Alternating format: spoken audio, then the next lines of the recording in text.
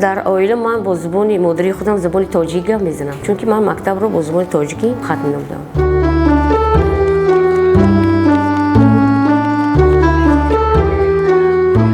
برای زبان تاجیکی بسیار آموزگاران ما کوشش غیرت میکنند. از علامه های بزرگ ما با آنها می آموزند. اگر آن ترک شیرازی به دست آرد دلی ما را، به خالی هندویش بخشم سمرقند و بخارا را.